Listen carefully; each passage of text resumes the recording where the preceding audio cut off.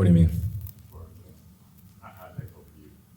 It was just a chapter in my life, that I got to enjoy, for the most part. We had a great opportunity to do some special things, but it was cut short just based off personal reasons on my end. And, but one thing that I look back on my time in Boston, I've said this over the past few years, but somehow it gets tossed under the rug. But, the greatest thing I learned from Boston was just being able to manage not only my emotions, but just what's going on a day-to-day basis of being a leader of a team or being one of the leaders and having young guys around you that have their own goals. But you have to learn how to put the big picture first. And, leaving those guys, JT and JB, and, some of the guys that are still remaining on that team like Al Horford or, Marcus Smart got traded away. We had a great time to bond, a great time to go through some tough times, not just on the court, but I know in due time, a lot of that full story will come out and when it's appropriate. But I had a great time in Boston, just being able to learn and, grow as a person. Tatum and Brown was young at that time. How have you seen them grow since the time period? They've improved tremendously. They've made a few All-Star games since I left, ECF, MVPs. So I'm nothing short of proud of those guys for what they've been able to do. Left a lot of good wisdom with them. Tried to give as much advice, while I was there, and also when I went to Brooklyn and came to Dallas, just being able to extend a brother-to-brother relationship with them, let them know I have their back no matter what. This basketball stuff is going to be competitive no matter what. We're going to go at each other, but getting to know them as human beings, they're really special people alongside other people that I got a chance to know in that Boston organization. As you said, the full story can wait for another day, but you think of an example of something in Boston that made you a better leader, a better person, a better player, just to have it specifically while there? I just think moving on to the next thing, just learn how to move on and let go of the past. It could cripple you if you allow it to, because I've been bombarded with Boston questions since I left and people trying to figure out what actually happened. But again, I think the full story will come out probably when I'm retired or when it's appropriate, like I said. Because I didn't mind after a few years taking the brunt of the blame, one of the best players in the world. So I know it comes with that fair criticism, but it's just a little bit more grace could have been extended my way, especially what I was dealing with during that time as a human being. I know sometimes in sports, it's literally about the end goal and result and what you accomplish, and that's one thing, but we're still human at the end of the day, and I wasn't my best self during that time. So when I look back on it, I just see it as a time where I learned how to let go of things and learned how to talk through my emotions. I came into the league at 19 years old, not knowing how to be a young man as of yet, because this whole lifestyle was thrown at me. I was expected to do wondrous things, but I just wanted to continue to develop as a human being. And once I put that first, then you see me flourishing now, so it feels good. You talked a lot about kind of the spiritual journey you've been on, and getting to this point of happiness, protecting your peace. There are people in Boston who don't let go of the past, and you kind of know what's going to come your way in terms of animosity from the fan base. How do you approach that? How do you handle that going on this stage? I think I'm better at consolidating kind of the emotions now, or being aware of what it's going to be like. We call it animosity, we call it hate, we call it, it's going to be hell in Boston. There are real live circumstances going on in the world that are bigger than the basketball kind of competitive side of things and answering those questions. But I will say, last time in Boston, I don't think that was the best, not this regular season, but when we played in the playoffs and everyone saw me flip off the birds and kind of lose my shit a little bit. That wasn't a great reflection of who I am and how I like to compete on a high level. It wasn't a great reflection on my end towards the next generation on what it means to control your emotions in that type of environment, no matter what people are yelling at you. I'm built for these moments to be able to handle circumstances like that. And I've been able to grow since then. So, of course, it's going to be a hectic environment, but I'm looking forward to it. And I see it as a healthy relationship to have with the fans. I almost think about Gladiator, just win the crowd over. It's good to hear the TD Garden silent when you're playing well. They still respect great basketball. So regardless of the attention that's being paid to what it's going to be like on my end, I have a group to lead that's going to be looking to me for a voice of peace and to be able to control what I can control and also help them through it. So I'll take the brunt of it, of all the yells and stuff like that and all the remarks. But I've been able to grow since then and acknowledge that, I just can handle things better, especially when I want to put majority of my energy towards playing well. I can't just be getting into it with fans like that, even though it may be fun at times, but it's a waste of energy. It's a waste of my time. And it's also a waste of my talent trying to answer questions from the past that people have. And people are going to bring up the record and all the extra stuff. Again, there's idle time in between. So you see the media pundits doing their normal thing. It's cool. But yeah, I'm looking forward to the challenge on the court against the Boston Celtics and being able to lead my guys. You talked about the emotional journey. I know you talked about, but what role does Dallas play in it? Coming here, what about this atmosphere, environment has helped it continue for you personally? What do you mean, like in comparison to what? Are you comparing to anything, or are you just asking me just what about Dallas? Yeah, not comparing, just your emotional journey. You talked a lot about this. Coming to Dallas, what Yeah. did this atmosphere, what did this environment, this franchise, Yeah. how did that allow you? I don't want to mistake my words when I say emotional journey. It's just part of being human, and I know we throw these words out in the media when we're talking very conversational like this. I think what I mean, I'll explain. Just the point that I'm at now is in my life. I have kids, I have a wife, I have responsibilities that are bigger than the game of basketball. So it's easy to put the game of basketball in perspective. When I was a little bit younger, I wanted to strive to be one of the best in the world, and that's all I thought about every single day.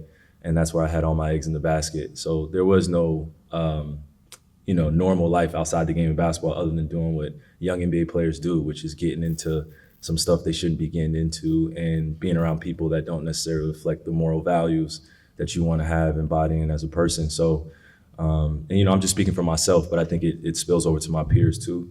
But yeah, coming to Dallas, just being around J Kidd, somebody who also can relate to me about being imperfect and having mistakes in their life and being able to redeem themselves and persevere and still answer to the naysayers. I know it's not easy for him. I know it's not easy for Luka, dealing with things throughout his life, being over in another country, trying to lead a franchise. So, and I could go down the list of every person that's dealing with something personal where they pushed it, to the side for the time being to sacrifice for the team to win. And I'm just right alongside that. And that's what Dallas has done for me, is just put the main thing in front of me, allow the big picture to manifest and have fun doing it in the process, and being around some guys that actually, enjoy being honest about how they feel. And this new generation, as we talk about, they have a different communication pattern. So once you figure that out, they'll be loyal to you, you'll be loyal to them, and it's a great relationship. And that's what I'm looking forward to as I continue to grow in the league is, talking about this refreshing start I've had in Dallas, because it's given me a chance to grow as a person and a man and as a father and as a brother. And then the added bonus is me getting better as a basketball player. So. Does Luka kind of bridge that gap, both being a young player but also a peer? I mean, we're all peers to a certain degree. I just think, we have this this idea that once you get over 30, you're like, you don't talk the same language as the youngins. But I think with Luka, he is a lot easier to talk to, just because he's still new to America. He's still new to some of the nuances, and I think he really has a great grasp on who he is, since he's come over from overseas. So I try to just talk to him about normal things as everybody else, but also there's a little bit of a joy and a happiness to just what we get to do every single day and putting that in perspective. I mean, especially from where we come from, and you understand our stories and how hard we had to work to get here. Kyrie, over here to your left. Thank you for your time, first of all. And my question for you is, yesterday Jason Kidd talked about how steady this team is, not getting too high, not getting too low. When you think about how basketball teaches you life lessons, how valuable has that been for you throughout your career? Yeah, like I talked about it, I think a few weeks ago, just how basketball, not only what it means to the world, but to my community, to my culture, be able to go out and exercise, be able to go out and learn what it means to be on a team, to persevere through a lot of the overt racism and still have something to show for yourself and be proud of. I represent so many walks of life, so many different religions, so many different cultures that are supporting me. So I try to put basketball, like I said, in that perspective, but I won't deny that it is a connector, it is a unifier. It brings so many different people to the table that have something to say because they love the game of basketball, or they love to criticize it, or they love to be a part of the culture. It's a $1 trillion industry as well. So, there's a lot of people making some money from it that I also like to pay my respects to because they have their job in this too. And it helps me, relate to all those that are part of this and love it for the right reason. So that's where I feel like I'm at a place in my life where I'm connecting to people because they love the sport, they love the craft, but also they have a journey to share about how the craft has changed their life and how they're continuing to spread positivity through their messaging. So that's the most important thing I like to put in perspective throughout all this. So those life lessons are just centered around just being a good person, having integrity, being honest, and rising out of the ashes like a phoenix, like I said. I want the next generation to use me as an example of what not everyone, but what some people tried to do to destroy my confidence, destroy my character, destroy who I was, and it didn't work. It failed miserably, and I'm grateful that I'm still here standing because I'm not alone anymore, just with the metaphorical sense, just having people there to love you unconditionally, so it's good. Kyrie, I have a two-part question. First of all, how are your emotions different heading into this NBA Finals than in the past NBA Finals you played in? And secondly, what's been your advice to some of the younger guys about the NBA Finals? My advice to the younger guys is to enjoy every single moment and, just don't allow any psychological media wars to happen where we get into words and mincing stuff, and don't allow anyone to distract us or divide us. This is going to be an international finals. Everybody's going to be watching. Every finals is international, but the world is watching. So, any little thing that you do, somebody's waiting to pick up. So we just have to find a consistent message and stick to it. And this is just business. And what was your first question? Just how are your emotions different this time? Oh yeah, I'm healthy, man. I don't have 2 screws in my knee. Going into it, I'm not laboring secretly, or I'm not taking any antibiotics I'm not supposed to, or just any painkillers I'm not supposed to, and that's all part of the sport. But it is an unhealthy relationship to have with it when you're laboring and you're trying to fix yourself through other mediums that are unnatural. So it just feels good to be healthy, and have a solid grounding about myself going into it, and it's just a little bit longer that we got to hold on to playing hard and doing the little things in order to get us the championship. We've seen as you go around the league that you have friends on other teams, but you seem to have more of them on the Celtics, like Jalen wearing your shoes All-Star Weekend. Mm-hmm. How much have you been communicating with those guys since you both figured out you playing each other? And how will that dynamic be playing against friends, not just a couple of friends, but a lot of friends? Yeah, I think we've pretty much put it to bed that I don't think a lot of my teammates hate me. My former teammates hate me. I don't know, kind of what was being shared intimately with some of the media personnel that was, reporting over the past few years. I'm just talking about when I first left Boston. I've embraced all those guys. So it's been the same. I've taken them under my wing in a very different way, and they've allowed me to do that while also becoming who they are. I told them from day one when I first met them that I want to see them be better than me. And in order to do that, you have to give them secrets of the game. You have to give them, mental, secrets as well to help become a better player. I think those guys were ultra talented, JT, JB, ultra talented already. But just like myself, they were learning how to win. They were learning how to selflessly approach the game every single day. And that led us to part of our closeness in our relationship. But I think the other side is we had some real life circumstances that we connected to that, again, no one knows about. And that's most important than just trying to display it to the media or to everyone in the world or the fans that, hey, we're still close and we still are brothers. It's going to be adversarial on the court. It's going to be very competitive. But off the court, we know we know each other's families. And that's the type of relationship I've always wanted outside of the game of basketball, is to be able to have that balance, to compete with people on the court, but also treat them like my brothers and be there for them and whatever they need. Did they reach out right away when you guys clinched? No. No, I don't expect them to. I wasn't reaching out to them. Okay. Yeah, that's what I said. I In, don't know how the relationship. in this Yeah. basketball sphere, there is still some competition that we like to have that's healthy. But then outsiders, I mean, of course, those are my brothers. But we're both going after the same goal, so we should be that way when we are on our journeys. So. Kyrie, appreciate your time and just thoughtful answers here.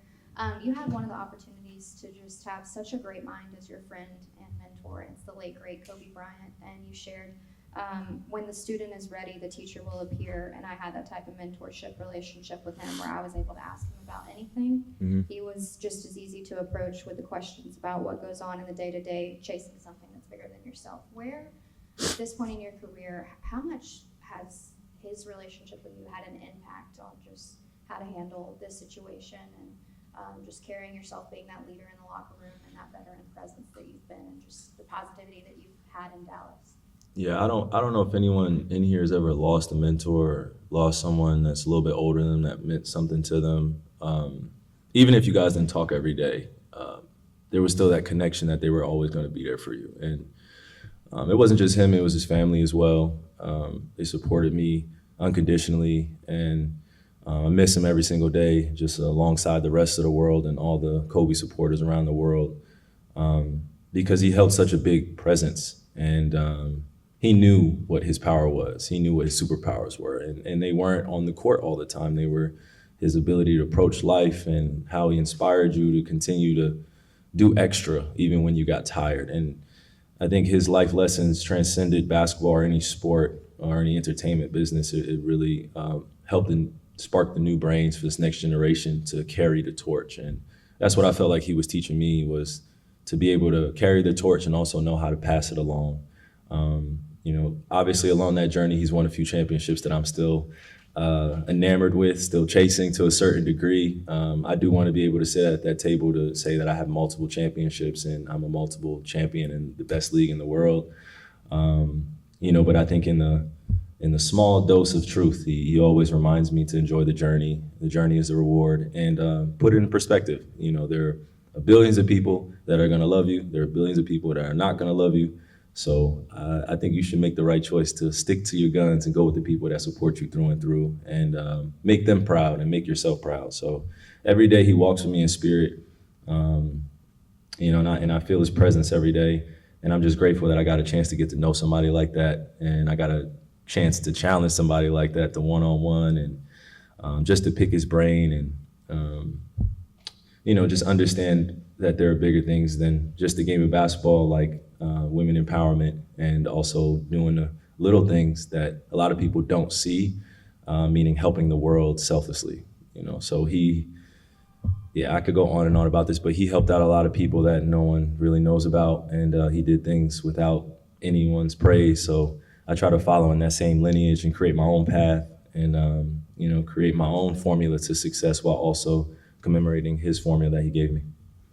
Yep. Thank you guys. Appreciate it. See you in Boston. Everybody's got big hopes and dreams, and I'm sure when the trade happened, you had those emotions. But is part of you just a little surprised that you're still here? No, not at all. I think our group of guys from day one since I've been here have been a helping hand for me, just helping me in any way they can on the court, off the court as well. So just a group of guys that we have, nothing surprised me, and I'm just happy that we're still here. Whether it's Tatum or Brown or whoever, what kind of battle are you expecting? It's going to be a dogfight at the end of the day. We're playing for all the marbles. So at the end of the day, this is everybody's goal, and everybody's going to play hard each and every possession, and I just can't wait. In what ways has Kyrie helped you on and off the court since you arrived? Just being able to be the vocal leader. He's been in every position when it comes to the NBA. Obviously, he's an icon. So, everybody looks up to him, and everybody listens when he talks. So, just him, just being able to calm everybody down and just be a great leader and a great vet. I think it's been great for all of us. What kind of reception do you think he's going to get in Boston? I don't know. I don't really care, honestly. For us, it's all about sticking together and then playing our game. At the end of the day, we're going to be confident and poised and ready for the moment. You played with him. you played with and against Luka. And I'm sure you've heard this, but he's not very athletic. You know, it's the kind of a common thing. What do you say about that? Is he or is he not?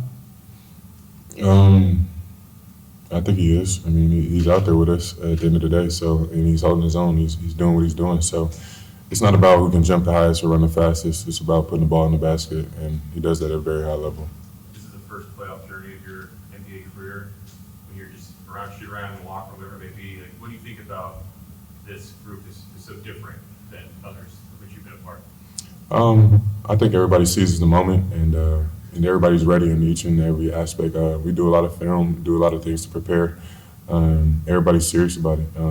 We're very professional when it comes to everything, and everybody holds everybody accountable. So we don't really, I say we don't really like mistakes, obviously, but we don't really make too many of them. So everybody's accountable and everybody's locked into what we're supposed to do. Do you think it helps you not take this opportunity for granted when it's, you know, it took a while to get here and now this ride that it's been? Definitely. I mean, being in the finals is not guaranteed. Being in the playoffs is not guaranteed. So for me, I had an opportunity to watch for 4 years, and just being here, it means the most. Just being able to be here and each and every day just continuing to play, continuing to have our season going. Everybody wishes to be here, and everybody wants to be here as a player. I think it's been basically a month since Stand on Your Business post. Has it slowed down at all? Because I don't see it slowing down. No, not at all. I've had a lot of love. A lot of T-shirts have been made. A lot of people ask me for pictures, and everybody's doing a pose. So every time somebody sees me, they tell me to do it, and they either just say, they're able to say, "Hey, PJ," or they just say, "Standing on business." So it's definitely fun, and I'm definitely glad to be able to get the fans involved with it too. And Making any money from that? No. PJ, follow up on that, and thank you for your time. Western Conference Finals, the celebration, it seemed like you did that pose during the whole time. Was that intentional? Was that what you were trying to do? Yeah, I mean, definitely. I think everybody's excited. Everybody was doing all types of different poses. So for me, I just wanted to take a little picture and post it for everybody to see. So I think for us, it was just excitement in the moment, and everybody's just happy, obviously. Yeah, and you were one of the first ones to kind of go live in the locker room on Instagram. Just talk about what that locker room was like and just kind of that experience for you and Daniel Gafford. I mean, you've posted from the bottom now to the top. Just what was that like? I'm pretty sure he didn't expect to be here just like I didn't. So for me, it was just a lot of emotions, obviously, coming from Charlotte and not really winning a lot of games to being in the finals. So in a matter of months. So I think it was a quick turnaround, obviously, for both of us. And we're just extremely grateful, and we're not taking anything for granted. How good of a coaching job has JP done this postseason? Great. I don't think he gets enough credit. He makes sure we're well prepared for everything, any outcome, and he's doing a great job each and every day, and I'm happy to have him here. Speaking of credit, what about Nico? I mean, he brought you in, Gafford in, B. Jones, and also re-signed Kyrie in the last year. He was doing his job at a very high level. So Nico's a great guy. I've been knowing Nico since high school. So just when I got here, it was all family atmosphere, and I felt comfortable being able to talk to him about anything. So he makes all of us feel comfortable, and he's doing a great job at that too. PJ, over here to your left, thank you for your time today, much appreciated. You talked about how much your dad has meant to you along this journey. You have young boys, I know they're still on the younger side, but what does it mean for you to have the opportunity to lead them as your dad has done for you? It means everything. Just being a dad, I think it made me more mature and made me grow up a little more. So just having them watch my every move, it just makes me smile, and just knowing sometimes it's not about me, it's about them. So just trying to lead them in a direction, in a great direction, and hopefully have them do anything they want to do, and I'm just going to be here supporting them. Do you hear yourself repeating anything that your dad told you with their age to them now? You sound like your dad to yourself. Not yet, but I feel like it's definitely coming. Once they get a little older and start playing sports and stuff, I can definitely see it, for sure. You guys are stuck now, a pretty long break. How do you think that's going to affect what we see maybe in the first half on Thursday night? I'm not sure. I think it is a long break at the end of the day, but I think everybody's prepared and everybody's focused. And this is the biggest stage in basketball, so everybody's going to come out and ready to play and prepare for everything they have. PJ, how do you guys like Coach Kidd and Kyrie around the team? How important is it to have guys like that been in championships, won championships. Have they given any advice to you guys about the NBA Finals yet? I think it's very important. Obviously, people who've been there and actually won. So, yeah, I mean, they told us everything. It's going to be a lot of media. There's going to be a lot of different things we have to do. But at the end of the day, we have to stay together and stay poised and just know we're there for a reason. And we still got 4 more games to go. It's sometimes, it takes time for things to click and team chemistry to be there, but that doesn't really seem to be the case. After the trade deadline, there was like an immediate shift. It's almost like a puzzle piece was kind of fitting into place. So from your perspective, just talk about how fast this team has built this team chemistry and just the bond that you guys share, because it's pretty remarkable that it was in such a short span of time. I think we have a group chat and we talk to each other a lot. We hang out a lot. I think pretty much everybody's like connected, I would say. And when we're on the court, it just feels like we're all one, and we don't really get mad at each other. Everything, we hold everybody accountable.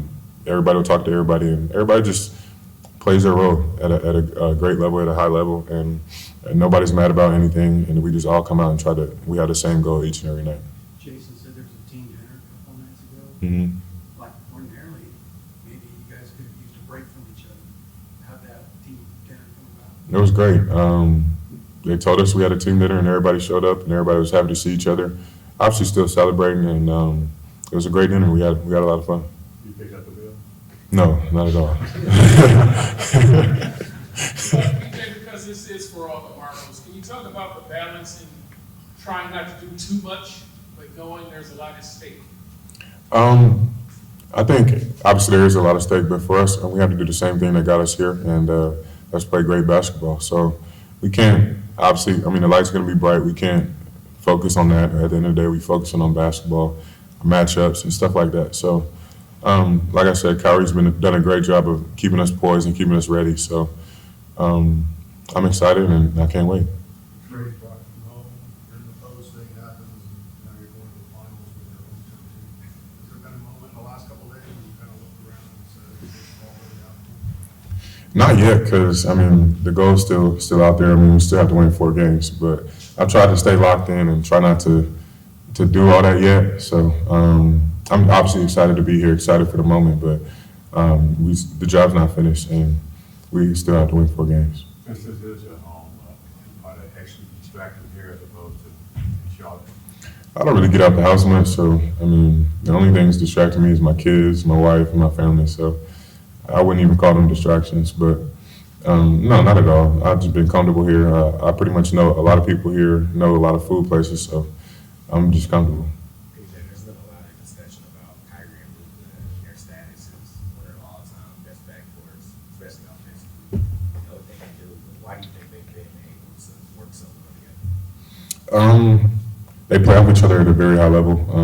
They both can do pretty much everything on the court, so and they both bring so much attention to themselves that it makes the game a lot easier for the other one. So they pretty much do everything offensively at an elite level. So it's hard to guard a one-on-one, and they just whatever the defense gives them, they take, and they make the game easy. You were 12, I think, when the Mavs won the title, and obviously your emotional investment in this series is much different than back then. What do you remember about your perspective as a kid during that time in Dallas? I used to come to a lot of those games growing up, especially that year. One of my dad's friends had season tickets, and he would always ask us if we wanted to go. So we were pretty much, I don't remember exactly where I was sitting, but I know the Maniacs were not too far behind me. So I was definitely invested to that team, and it was definitely great seeing them win a championship. And obviously, it's kind of full circle for me having a kid coaching me and being here in Dallas, and obviously continuing for a title. So I just think it's great, and as a kid, I never thought I would be in that position that I'm in now. I was going to ask that as a follow-up. You never in your mind thought one day I could be on that court? No, I mean, I never thought, obviously, I'd be here in Dallas in the finals, but it's just a blessing. I mean, I don't know what to say. I'm just happy, honestly.